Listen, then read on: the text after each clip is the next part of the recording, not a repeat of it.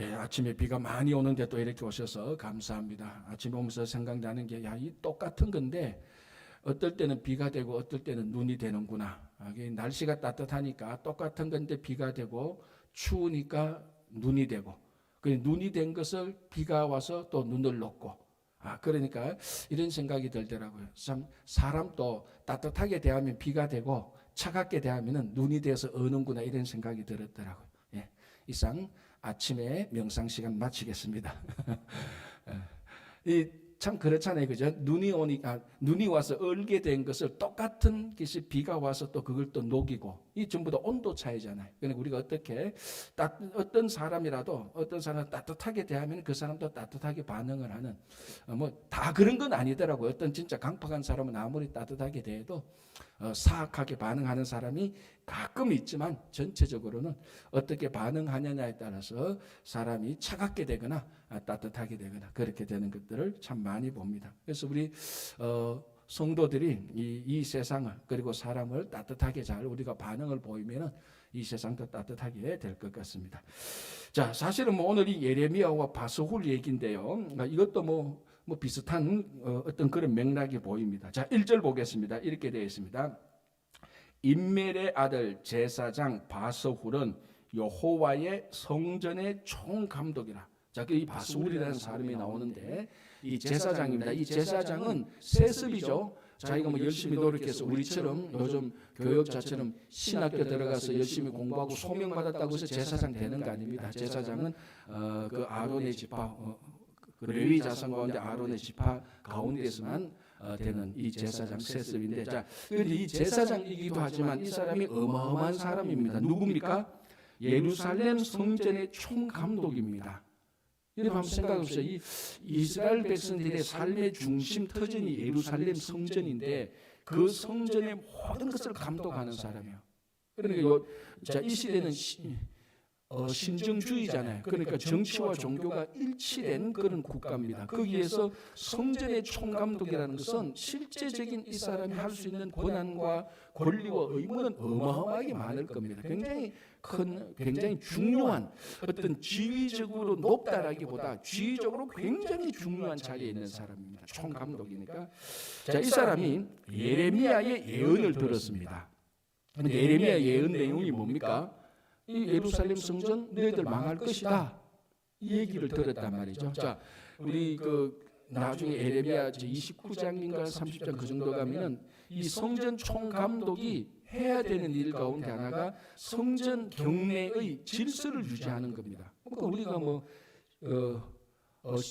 다 쉽게 생각할 수 있는 거죠. 자, 어제는 친구교회 담임 목사인데, 친구교회 담임 목사의 의무 중에 하나가 뭡니까? 친구교회 내에 신앙의 질서를 잡는 게 제일 중요한 의무 가운데 하나죠. 책임과 의무 가운데 하나죠. 마찬가지로 성전의 총감독은 성전 경내의 질서를 유지하는 건데, 이걸 지금 누가 깹니까? 예레미야가 깨는 거예요. 왜? 성전 지금 멸망할 것이다. 너희들 이런 식으로 살아서는 절대로 안 된다. 이미 이 성전은 기울어졌다. 그러니까 일찌감치 하나님께 항복하고 너희들 한번 심판받고 거듭나야 된다. 자, 이런 얘기를 바스훌이 들었다는 거죠. 자, 그리고 어떡합니까? 2절.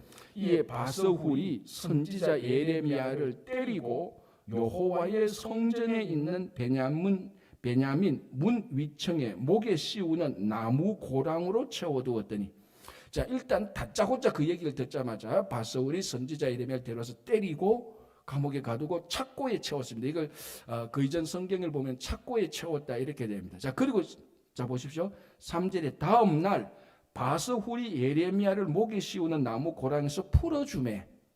자, 우리 몇 가지를 알 수 있는데, 첫 번째는 뭔가 하면은 이 성전 총감독이었던 바스훌이 굉장히 경솔하게 처신을 했습니다. 자, 예루살렘 성전이 멸망할 것이라는 예언을 듣고 막 화가 났겠죠. 그러니까 일단 무조건 때리고 잡아서 가두었습니다. 그리고 그 다음날 풀어준다는 말이죠. 자, 이게 제대로 조사를 하고 제대로 징계를 받아야 될 사람이면 그 다음날 풀어주지 않죠. 그거는 그 절차와 과정을 밟아서 그 징계를 내려야 되니까. 그러니까 바스훌이라는 사람이 막 순간적으로 화가 나서 예레미야를 잡아서 때리고 그 감옥에 가두고 찾고, 지금 이게 아주 잘 설명을 해놨습니다. 목에 씌우는 나무 고랑, 목에 씌우는 나무 고랑. 이게 저는 이 찾고 목에 씌우는 나무 고랑 하면은 제일 먼저 생각나는 사람입니다. 여러분 혹시 누구 생각납니까? 성춘향이.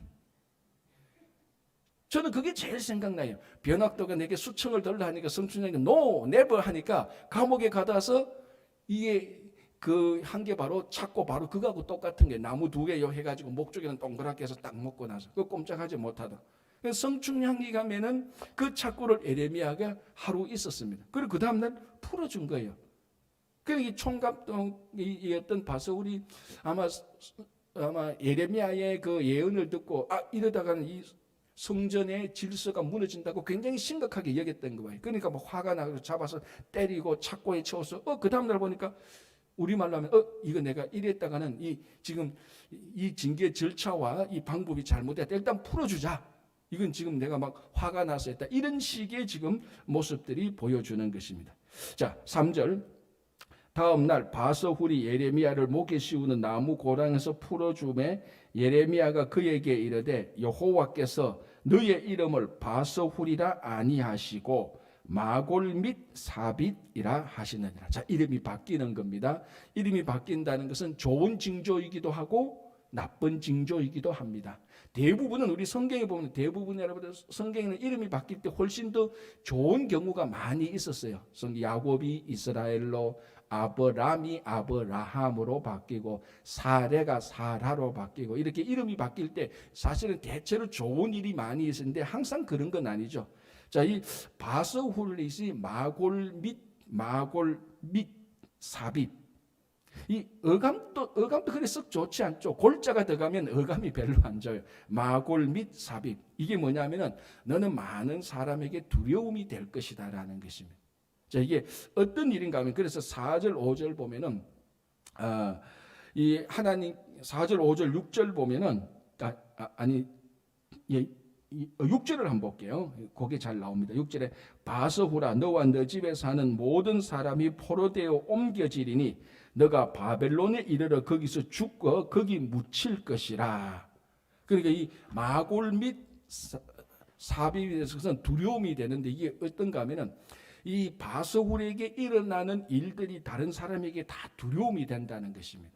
하나님에게 징계를 받아서 바서울과 그의 가족들이 바벨론으로 다 포로 가는 것을 보고 옆에 친구들과 친척들과 아는 사람들이 보고 와, 하나님께서 저 바서울을 데리고 가는구나, 징계를 하는구나. 그게 이 사람들 옆에 있었던 사람들한테 큰 두려움이 되도록 하겠다. 그러니까 이 바서울이 다른 사람이 볼 때 바서울이 하나님의 심판을 아주 찐하게 받고 있다는 것을 사람들이 알게 되는 것입니다. 그리고 바서울이 사람들한테 위로와 위안을 주고 희망이 되고 덕이 되고 기쁨이 되는 게 아니고 이때부터 다른 사람에게 큰 두려움과 공포가 되는 것입니다. 참 우리말로 하면 이런 친구들을 옆에 두어서는 절대로 안 되죠. 여러분 같이 사는 사람이 늘 위로가 되고 기쁨이 되고 즐거움이 돼야 되는데 이 사람이 하는 행동이 늘 조마조마해요. 또 이러다가 또 사고 치는가, 이러다가 또 하나님 징계 받는지 아닌지 옆에 사람이 늘 겁이 나고 늘 걱정이 되는, 늘 슬픔과 두려움이 되는 이런 사람이 되어버렸습니다. 바서울이. 그래서 우리 이 바서울을 보면서 우리 성도가 혹시 이 땅에 살아가면서 우리 주변에 있는 사람들이 나를 보고 야, 이 사람을 보면 기쁨이 되고 위안이 된다, 이렇게 돼야 되는데 야, 너무 보면 요즘 젊은이 말 젊은식 표현대로 밥맛 없다 이런 말이 있잖아요. 너무 보면 밥맛 없고 기분 나쁘고 기분 나빠, 두려워, 이런 사람이 지금 바서울이 되어버렸습니다. 그렇게는 되지 않고 오히려 더 위로와 희망이 되어야 되는 거죠. 자, 이제 그래서 바서울이 이제 그쪽으로 넘어가는 거죠. 바벨론으로 포로되는 거죠.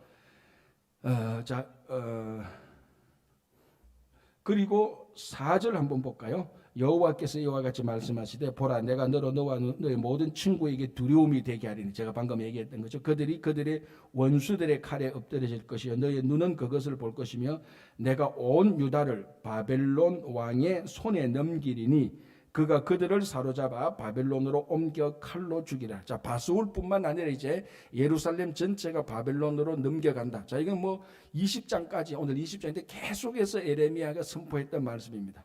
자, 5절 한번 볼게요. 내가 또 이 성의 모든 부와 그 모든 소득과 그 모든 죄송합니다.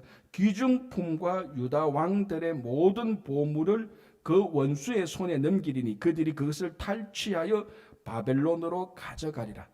자, 여기 이제 하나, 요런 상태에서, 요 상태에서, 그러니까 바벨론 사람들이 쳐들어와서 사람들을 포로로 데려가고 어떤 사람들은 죽이기도 하고, 요 상태에서 무슨 일이 일어나는가 하면 예루살렘 성전에 있었던 좋은 기명들, 금, 은, 그릇들, 보물들을 다 가져갑니다.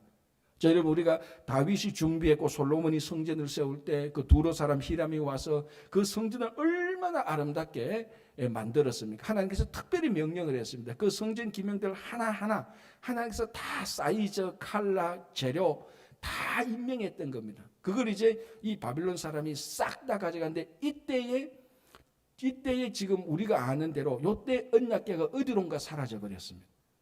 그리고 지금까지도 아직까지 이 언약궤가 어디 있는지 모릅니다. 가장 정통한 해석이 바로 이 상태까지는 그 성전 지성소에 언약이 있었는데 바벨론 사람들이 와서 모든 걸 탈취할 때 그때 언약궤가 어떻게 사라졌는지는 모릅니다. 전성은 뭐 수십 가지 수백 가지가 있습니다. 그 중에 가장 유명한 전성 가운데 하나가 지금 또 그 지성소 밑에 있겠다라고 그렇게 말하는 사람도 있고, 바벨론 사람들이 가져가서 그래서 그 통로가 뭐 바벨론에 뭐 어디 가서 어떻게 옮겼다 지금 그래서 잃어버린 성궤를 찾아서라는 책도 한 권 있습니다.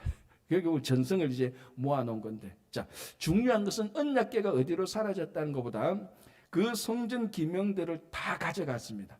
그래서 우리가 다니엘서 보면은 이 벨사살 왕이 잔치할 때에 예루살렘에서 탈취했던 금, 은 그릇을 다 가져오라 그랬습니다. 그때 이제 그거 가지고 잔치를 하면서 그때 벨사살 왕이 금, 은, 뭐 철로 만든 이런 우상들을 또 섬겼습니다. 그때 귀인 1000명이 들어왔죠. 어마어마한 잔치죠. 귀인만 1000명이었으니까 우리말로 하면 초청한 사람만 1000명에서 시중 드는 사람까지만 뭐 몇천 명이 잔치를 벌입니다. 그 잔치를 벌일 때 예루살렘 성전에서 가져왔던 것을 다 가져와서 검은 우상을 섬길 때 무슨 일이 일어납니까? 하늘에서 손 하나가 나타나서 벽에 글씨를 씁니다. 자, 그 글이 뭐죠? 누가 그러더라고. 엘리 엘리 라마 사박단이라 그러더라고. 저도 처음엔 듣고 그거 맞는 줄 알았어요. 처음에 듣고 맞다는데 나중에 보니까 엘리 엘리 라마 사박단이가 아니고 메네 메네 데겔 우바르신. 또 예수님께서 죽었을 때 무슨 말 했나 그러니까 또 메네 메네 데겔 우바르신 이런 사람들인데 헷갈리면 안 됩니다. 메네 메네 데겔 우바르신 벽에 이제 그 글자를 딱 쓰는 거죠. 이 벨사살 왕이 성전 기명. 자, 이 성전 기명은 레위 지파들만 핸들링 할 수 있는 겁니다. 그걸 그 바벨론 사람이 와서 겁도 없이 가져간 거죠. 그냥 좋으니까 보니까 잘 만드는 그 아마 그런 작품 하나하나가 요즘 흔히 말해 진품 명품에 나오면은 이 어마어마한 가치가 하나하나가 하나님께서 다 정해준 그러니까 이런 보물들이니까 그걸 가지고 가서 그 이방 신상에서 이방 금은으로 만든 우상을 섬기면서 하나님의 성전인 금은 그릇으로 술 마시고 퍼마시고 했단 말이에요. 심판받을 짓을 할 수밖에 없죠. 그때 하나님께서 아주 신기한 방법으로 메네메네 데겔 우바르신 이 뜻이 뭡니까? 아주 쉽게 말하면 내가 너를 저울에 달아보니까 함량 미달이다. 너 심판할 것이다. 이 뜻이거든요.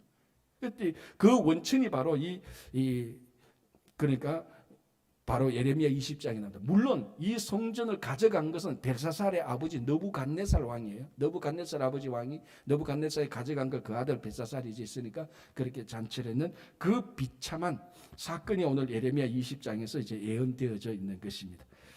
자, 이 6절 볼게요. 바스후라 너와 내 집에 사는 모든 사람이 포로되어 옮겨지리니 너가 바벨론에 이르러 거기서 죽어 거기 묻힐 것이라. 자, 바스울은 바벨론에 포로 가서 죽고요.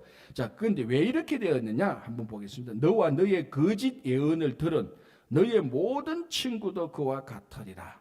가만히 보면은 이 성전 총감독이었던 바스울도 그의 친구들도 예레미야의 말씀을 듣고 자기들이 회개하고 한 게 아니고 거짓 예언을 듣고. 자, 여러분 한번 생각해 보시죠. 성전 총감독이 예루살렘 성전에 평강이 있다라는 말이 좋겠습니까? 예루살렘이 심판당할 것이라 어느 것 더 듣고 싶겠습니까? 두말할 나위가 없죠. 성전 총감독은 성전 격리 질서를 유지해야 되니까 감히 너가 거짓 예언을 하느냐, 성전이 무너질 것이냐. 그래서 예레미야를 착고에 가두고 감옥에 가두었다. 그런데 진실은 들어야 될 말은 바로 이 말입니다. 우리도 그렇잖아요. 누가 뭐 쓴소리 하면은 참 기분 나빠요, 그죠? 그러나 쓴소리가 더 우리를 성장시키고 성숙시키고 우리를 더 올바른 길로 가게 하는 겁니다. 물론 그렇다고 해서 맨날 쓴소리 잔소리만 하라는 건 아니에요. 그러나 우리의 다른 사람이 우리에게 쓴소리를 할 때 그 말을 들을 수 있는 귀가 있는 사람이 하나님을 향하여서 말씀에 대해서 마음이 열려 있는 사람입니다. 그게 성전 총감독조차도 이 모양입니다. 물론 듣기 좋았겠죠, 거짓 평강이. 그러나 듣기 좋은 말 때문에 오늘 여기서 이제 망하게 되는 그런 일들을 보게 됩니다. 자, 7절 여호와여 주께서 나를 권유하심으로 내가 그 권유를 받아 싸우며 주께서 나보다 강하사 이기셨으므로 내가 조롱거리가 되니 사람마다 종일토록 나를 조롱하나이다. 자, 이 말이 이제 예레미야에서 또 유명한 말씀이죠. 여호와께서 나를 이기셨사오니. 자, 예레미야가 이제 이런 일을 한단 말이죠. 하나님 말씀을 선포하니까 자, 앞에서도 보니까 우리 그 앞에 아나도 사람들한테도 핍박받았고 오늘 이 성전 총감독이 있던 바수울한테도 핍박받았고 또 다른 사람들이 다 예레미야만 지나가면 예루살렘에서 예레미야만 지나가면 조롱 멸시를 하는 겁니다. 그래서 예레미야가 어떤 생각이 들겠습니까? 야, 이제 이 사역을 못하겠다, 감당 못하겠다, 뭐 될 대로 되라. 내가 그만큼 외쳤으면 됐지. 자, 이제 이렇게 하니까 하나님께서 예레미야를 권유해서 하나님께서 예레미야를 이기는 겁니다. 설득에 성공해서 또 사역을 하는 겁니다. 또 사역을 하니까 또 조롱과 멸시를 당하는 거예요. 그러니까 이게 고난의 선지자, 예레미야의 별명이 고난의 선지자가 붙여진 이유들이 바로 여기 있습니다. 그러니까 하나님의 사역을 할 때 힘들고 어려운 것까지는 괜찮은데 그래도 거기 가치와 보람이 있어야 되지 않습니까? 그래야 이게 사역이 참 의미가 있는데 예레미야는 고난은 고난대로 다 당하고 욕은 욕대로 다 얻어먹고 자기 삶에 이루어지는 것도 망하는 것밖에 없고 조롱과 멸시만 당하고 아무런 가치와 보람도 없습니다. 망하는 것을 면 그러니까 삶에 의미가 없는 거죠. 그래서 하나님 이제 내가 이제 그만하겠습니다라고 말하니까 하나님께서 또 강하게 설득하고 그것도 설득되어서 하나님의 사역을 하니까 하나님께서 나를 이기서 사역하니까 또 조롱과 멸시. 저 보십시오. 7절 끝에 종일토록 나를 조롱하나이다. 종일토록 조롱한다. All day, every day, 매일 종일토록 조롱과 멸시를 당하는. 그러니까 우리가 주의 일을 할 때, 교회를 봉사할 때 또는 우리가 세상에서 하나님의 일을 할 때 한두 번 뭐 조롱 멸시 당하는 그 조롱 멸시 당해서 상처받고 이런 정도하고 예레미야가 이 마음에 상처받고 하는 거하고는 비교 자체가 안 되는 겁니다. 우리는 주의 일을 할 때 한두 번만 얘기 딱 들어도 상처되는 얘기 딱 들어도 금방 때리치우려고 그러죠. 그리고 우리가 하나님을 이기려고 그래요. 하나님 이게 뭡니까? 내가 뭐 내 좋다고 하는 겁니까? 하나님 좋다고 하는 거, 내 좋다고 하는 거, 교회 좋다고 하는 건데 뭐 이런 일이 생기면 우리 그러잖아요. 예레미야는 종일토록 매일 그런 조롱과 멸시를 받아요. 그럼에도 불구하고 예레미야가 잘한 게 하나님으로부터 설득된다는 겁니다. 우리가 얼마나 교만한가 하면요. 우리는 한두 번 상처받고 한두 번 멸시당하면서 내 생각과 논리 한두 번 안 맞다고 우리는 하나님을 설득하려고 그래요. 얼마나 금방집니까? 그러니까 여러분 우리가 이게 교만하다는 게요. 사람들한테 어깨 힘주고 내가 당신보다 더 나 이런 세상의 교만도 교만이지만요. 가장 무시무시한 교만이 우리가 하나님을 설득시키려고 하는 교만이에요. 자기 약간 불편하다고 해서. 예레미야가 엄청난 고난. 자, 이게 20장 14절부터 내 생일이 저주를 받았다면 나의 어머니가 나를 낳던 날이 복이 없었다면 이거 원래 누가 했던 말이죠? 그렇죠. 역시 새벽기도 나오신 분하고는 말이 된다니까 이게. 욥이 했던 말이에요. 욥이 그런 고난을 당하면서 했던 말이 이겁니다. 내가 한 말로 말하면 안 태어났더라면 이런 고난을 당하지 않았을까. 얼마나 고난이 컸더라면. 욥이 보통 사람인가 동방의 의인인데 그러니까 예레미야가 당하는 고난이 욥이 당하는 고난 정도로 당하고 있단 말이죠. 그럼에도 불구하고 하나님에게 설득당합니다. 이게 진짜 선지자의 본질이죠. 우리는 예레미야나 욥이 당했던 거 100분의 1면 만분의 1만 당해도 하나님을 설득하려고 그러고 하는 게 우리들의 교만인데 우리는 이 욥이나 예레미야가 엄청난 고난을 당해도 하나님을 설득하는 게 하나님에게 설득당하고 하나님에게 순종하는 그게 겸손입니다. 그죠? 자, 예레미야 이제 그 고난이 나오죠. 8절 보겠습니다. 내가 말할 때마다 외치며 파멸과 멸망을 선포하므로 여호와의 말씀으로 말미암아 내가 종일토록 치욕과 모욕거리가 되매니이다. 자, 그래서 9절 내가 다시는 여호와를 선포하지 아니하며 그의 이름으로 말하지 아니하리라 하면 이게 우리 다 이해되잖아요. 매일 everyday, all day, everybody 그러니까 모든 사람들이 매일 종일토록 예레미야를 욕하고 조롱하고 무시하니까 막 견디지 못하는 거죠. 그래서 이제 더 이상 하나님의 말을 선포하지 않겠다라고 말하고 그렇게 하고 돌아서면 뭐라고 말하고 자, 그 9절 중간에 나의 마음이 불붙는 것 같아서 골수에 사무치니 답답하여 견딜 수 없나이. 그 마음에 말씀에 불붙는 것 같아서 그래도 내가 조롱과 멸시를 당하면서 이 말씀을 전하는 게 낫지 전하지 않으면 마음에 불타는 것 같아서 견딜 수 없다. 그러니까 이 예레미야는 이래도 힘들고 저래도 힘든 거예요. 말씀을 전하면 조롱과 멸시를 당해서 힘들고 말씀을 전하지 않으면 자기 마음이 불붙는 것 같아서. 자, 여러분들은 어느 걸 선택할래요? 선택할 수가 없죠. 해본 적이 없으니까. 당해본 적이 없으니까 이게 어느 걸 선택해야 이런 경험. 우리는 everyday, everybody에게 all day 조롱과 멸시를 받아본 적이 없어요. 말씀을 전하다가. 그리고 말씀에 불이 있어 이 말씀을 전하는 열정에 불이 있어서 막 말씀을 전하면 답답해서 견딜 수 없었던 적도 없어요. 그러니까 이 감은 잡히는데 이 예레미야의 그 양가 감정 전해야 될지 전해도 고민 안 전해도 고민. 그런지 이 속에서 결국 예레미야는 어느 쪽을 선택합니까?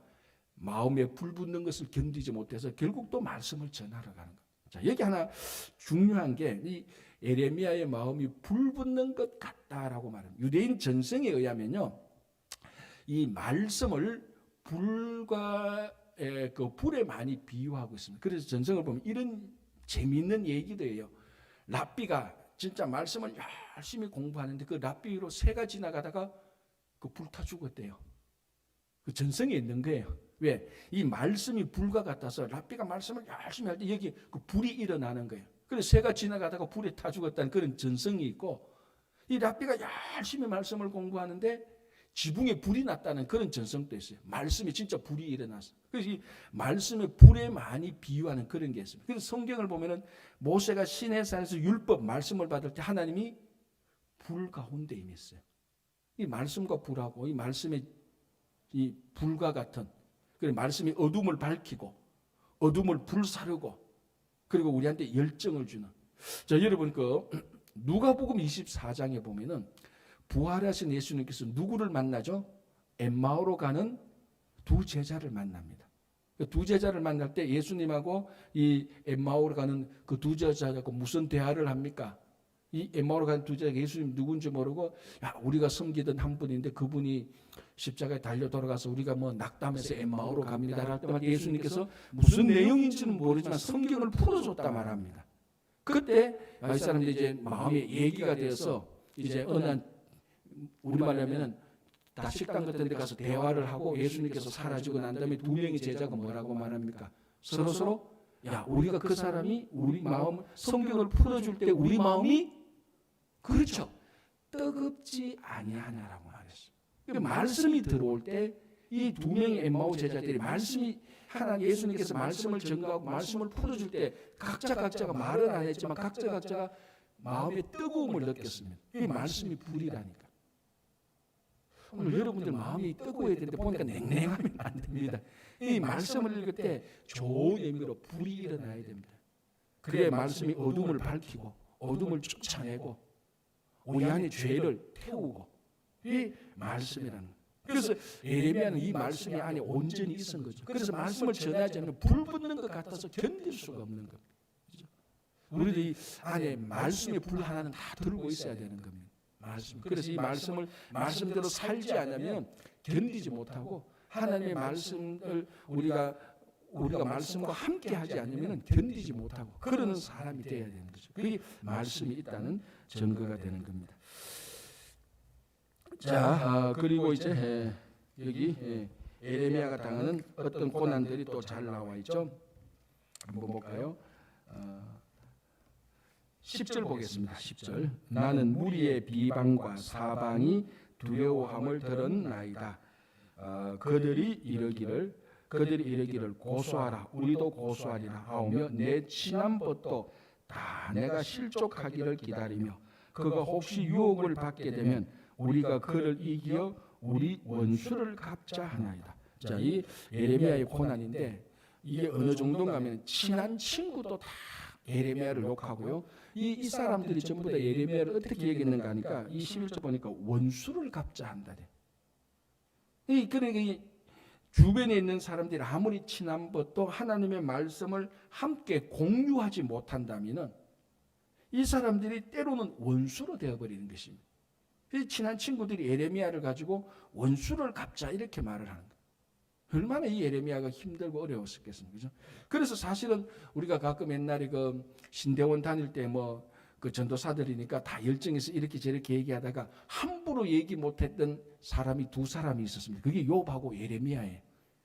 다른 사람은 우리가 이사야처럼 또 쌓여가고 이러다가 예레미야 나오면은 뭔가 모르게 막 신나다가도 약간 거리를 두는. 왜?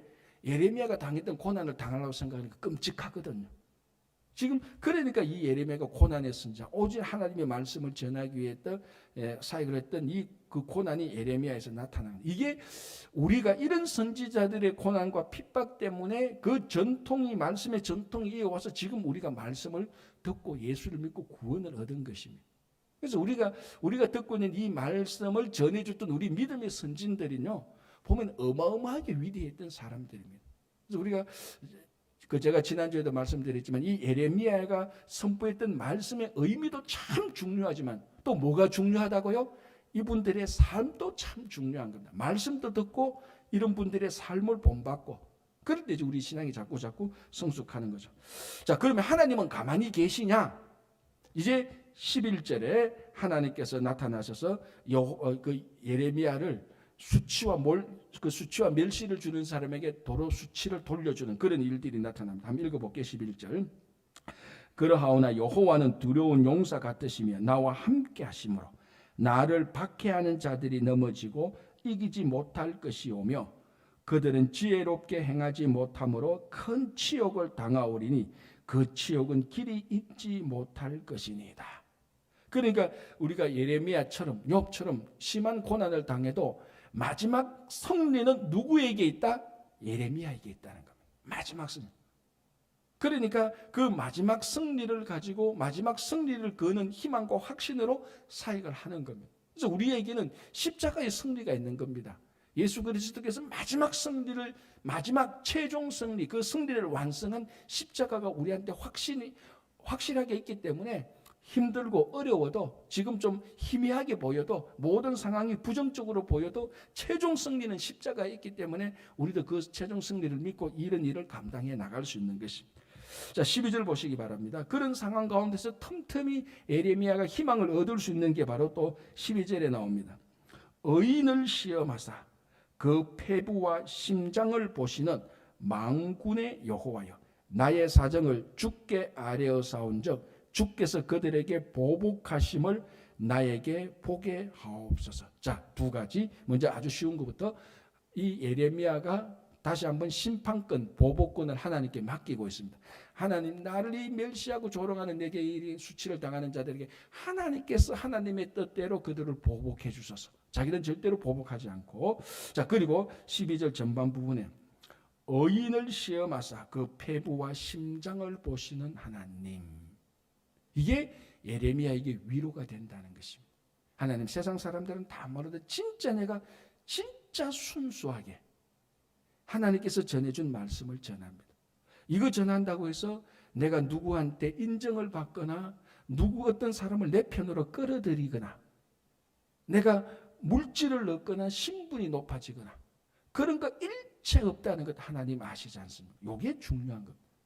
그래서 이 말씀을 하나하나 해나갈 때 다른 사람이 다 인정받지 않아도 하나님께서 의인의 폐부와 심장을 보시니 하나님께서 예레미야의 순진한 순수한 마음을 아시고 인정해 주시니까 그 고난 속에서도 견뎌나갈 수 있는 것입니다.